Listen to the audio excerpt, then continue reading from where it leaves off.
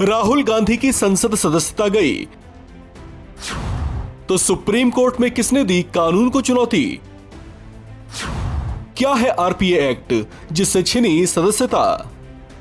कांग्रेस नेता राहुल गांधी से सांसद होने का प्रोफाइल छिन गया है। आपराधिक मानहानि केस में दोषी ठहराए जाने और 2 साल की सजा सुनाए जाने के बाद उनकी संसद सदस्यता भी रद्द कर दी गई है। दरअसल representation of the people act 1951 या जन प्रतिनिधि एक्ट 1951 के प्रावधानों के मुताबिक अगर किसी सदन के सदस्य जिसे कोर्ट ने 2 साल या इससे ज्यादा अवधि की सजा दी है तो उसकी सदस्यता रद्द कर दी जाती है। इसके अलावा सजा पूरी होने के बाद वो 6 सालों तक कोई चुनाव भी नहीं लड़ सकता। गुजरात की सूरत कोर्ट से 2 साल की सजा सुनाई जाने के बाद इन्हीं नियमों के चलते राहुल गांधी की संसद सदस्यता भी छिन गई।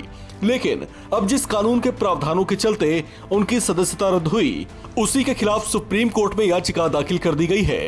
ये याचिका केरल की एक महिला जिनका नाम आभा मुरलीधरन है उनकी ओर से दायर की गई है। इस याचिका में महिला ने जनप्रतिनिधित्व कानून की धारा 8(3) को असंवैधानिक करार देने की मांग की है।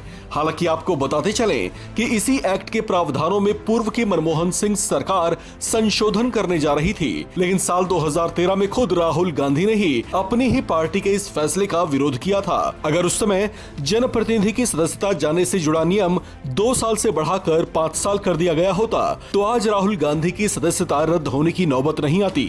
आपको बता दें कि आभा मुरलीधरन की ओर से दायर याचिका से एक दिन पहले यानी शुक्रवार को एक और याचिका 14 राजनीतिक दलों की ओर से दायर की गई थी, जिसमें केंद्र पर ये आरोप लगाया गया है कि वो केंद्रीय एजेंसियों जैसे सीबीआई और ईडी का दुरुपयोग कर रही है। सुप्रीम कोर्ट के चीफ जस्टिस डीवाई चंद्रचूड़ को इस संबंध में जानकारी दी गई थी, जिस पर 5 अप्रैल को सुनवाई की जाएगी। राहुल गांधी केरल के वायनाड सीट से लोकसभा सांसद थे। उनकी सदस्यता रद्द होने से ये सीट अब खाली हो गई है। लोकसभा सचिवालय की ओर से जारी अधिसूचना में कहा गया है कि उनकी अयोग्यता संबंधी आदेश 23 मार्च से प्रभावी होगा।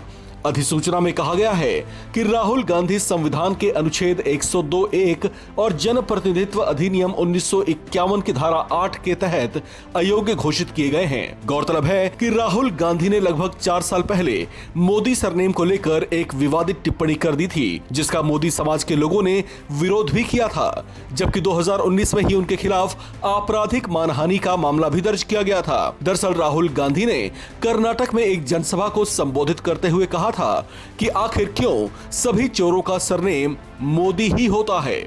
इसी मामले में 23 मार्च को सूरत कोर्ट ने राहुल गांधी को 2 साल की सजा सुना दी थी। हालांकि सजा सुनाई जाने के बाद ही उन्हें जमानत भी मिल गई थी, जबकि जेल की सजा को अमल में लाने के लिए उन्हें 30 दिन की मोहलत दी गई थी, ताकि वे अगर चाहें तो अदालत के इस फैसले के खिलाफ अपर अदालत में अपील कर सकें। इस मामले में राहुल गांधी पर आर्थिक दंड भी लगाया गया है। अगर 1 महीने के भीतर उन्हें अपर कोर्ट से भी राहत नहीं मिलती तो ऐसी स्थिति में उन्हें जेल जाना ही पड़ेगा। उनकी परेशानी ऐसे वक्त में बढ़ी है जब वे अगले ही साल होने वाले आम चुनाव की तैयारियों में लगे हुए थे। अगर इस बीच उन्हें जेल जाना पड़ता है तो ये बात पार्टी के लिए बड़ा झटका साबित हो सकती है।